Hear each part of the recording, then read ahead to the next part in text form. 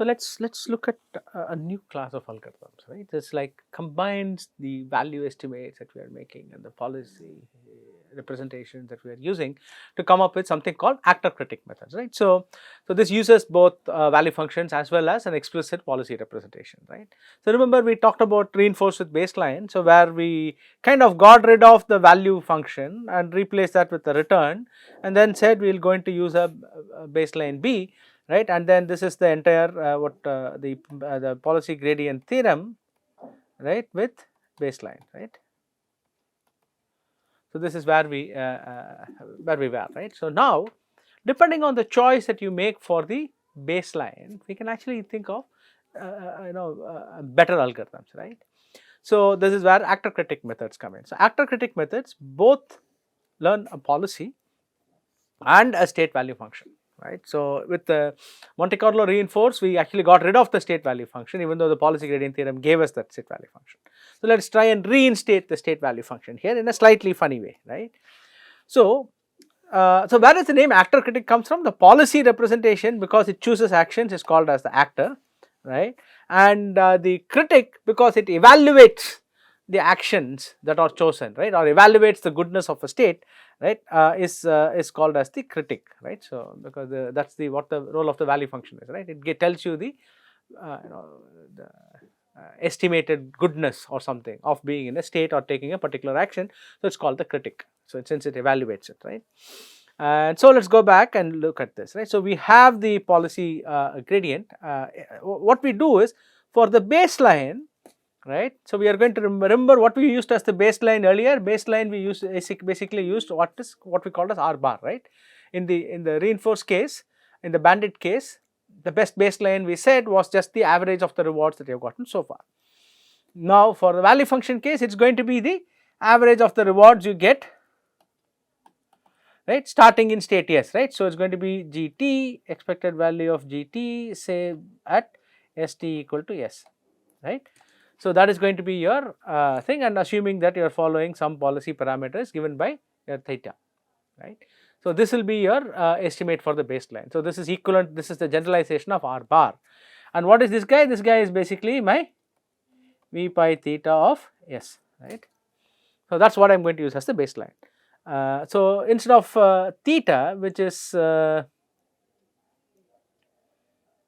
so I'm just going to use V pi theta, right. So pi theta is essentially the policy given by the current setting of the parameters theta, right.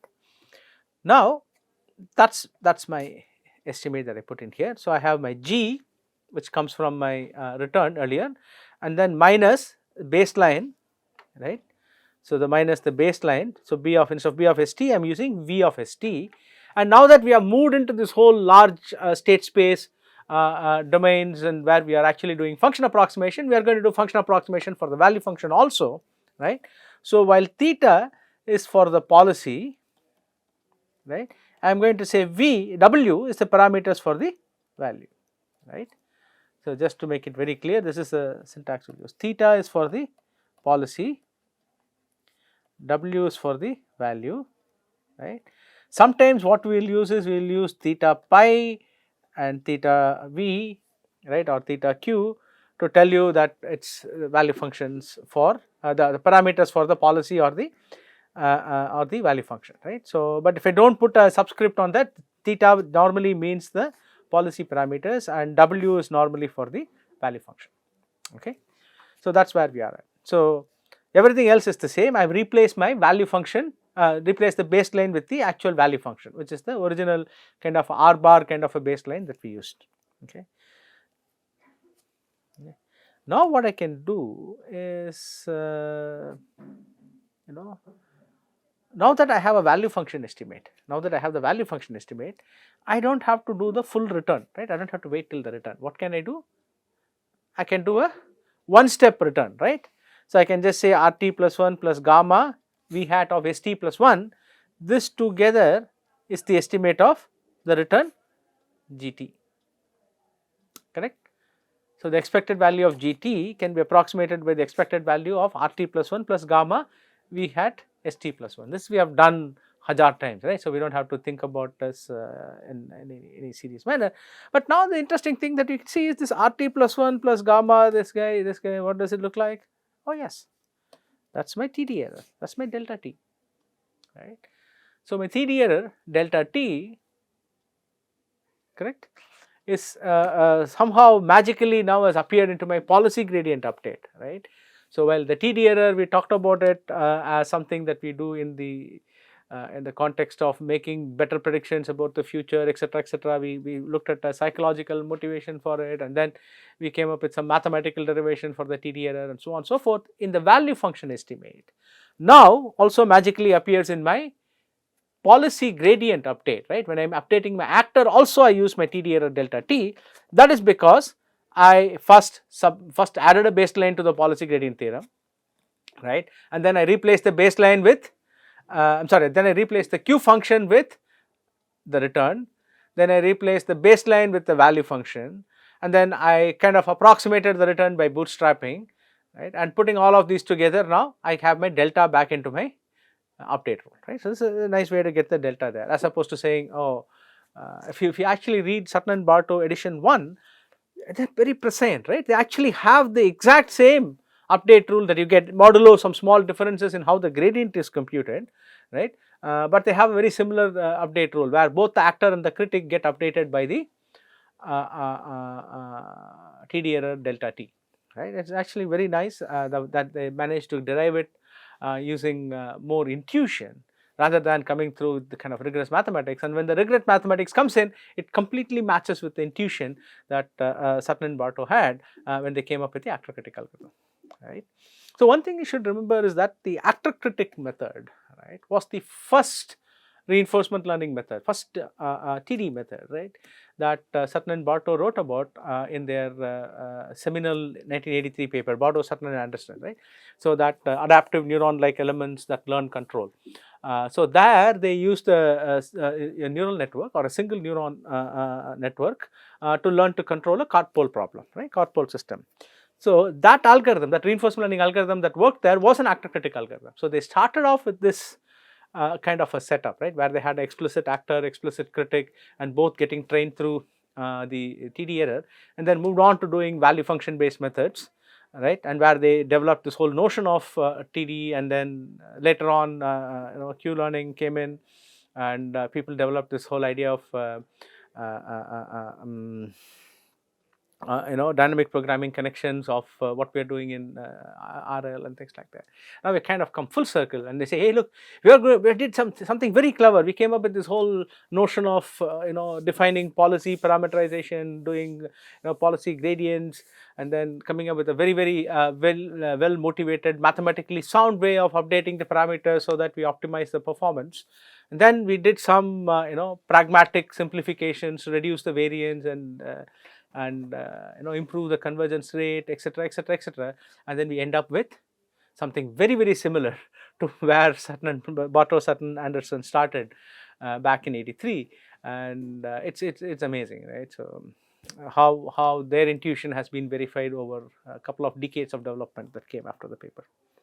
Okay, so this is the basic setup of the actor critic approach, right? So this is the one-step actor critic algorithm. Right. So just very similar to what we had in the policy gradient setup. So you start off with a differentiable policy parameterization, right. So you have pi of a given s that is parameterized with some parameters theta, right. So we will come to that. But we also have the differentiable value function parameters, right. The state value function parameterization is there, right. So that also we have, right. And now we are going to choose some parameters alpha theta and alpha w for updating those. That's all of that is again. And then you initialize the policy to something, initialize the state values to something, right. So you choose some initial weights for the state values and the policy, and then what you do is start off, right, and then in some initial state, and as long as that state is not the terminal state, you keep doing the following: select an action, right, apply the action A, observe S prime and R, right. This is all the things you need to compute delta, right. So then once you do this, you compute delta, right. And remember always, if S prime is terminal, then there is no, you're not, first of all, you're not updating the value of S prime. Even if you update the value of S prime, you assume that, you don't update the value of v hat, but even if the v hat of s prime has been updated, you always reset it to 0. So, this is basically the, by definition, you always hold v hat s prime to 0. Okay. So, you compute the delta, and then you compute the change in the weights, right, the change in weights w, which you compute as alpha w, which you know, delta is the step size parameter, and the gradient of the value function parameters, exactly like we did in the function approximation with with simple linear neural networks and things like that, right. So, this is the TD thing, right. And for the policy parameterization, so instead of using the gradient of v hat that we did earlier, you do the gradient of ln pi, right. So, that we know how we get it by all this reinforced simplification that we did.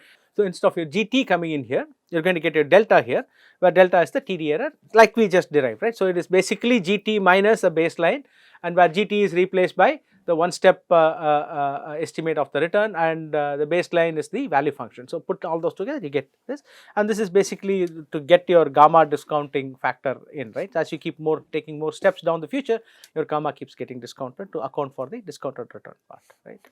And then you set the next state to be s prime, and then keep looping, right.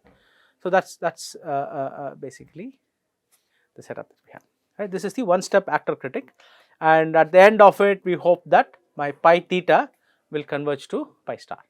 Now, just to quickly go back and talk about reinforced baseline, we did the same thing, right. So, GT gone, it is replaced by, so we use a, remember what we were using GT for, right. GT was being basically used as a stand in for q pi, right. So, but it is a unbiased estimate of q pi, but with a high variance. So, what we did was we replaced this unbiased estimate with a biased estimate, right, and so which is the bootstrapped estimate that we use, right, and that will reduce the variance but increase the bias, right. But this reduced variance can significantly accelerate learning, and quite often you find that if you are using just the return, the convergence might be very slow, but when we move to this kind of this actor critic setting, where we are actually using the TD error for updating everything, the learning can be much faster, right. So, what we are essentially doing is we are using v hat for both as the baseline and as a estimate for q pi, that r plus v hat gamma v hat is the estimate for q pi as well. So, we are using it for both, and this somehow stabilizes the learning much better, because it introduces a biased but correct estimate, but it is still biased, right? But still it does that. So, that is basically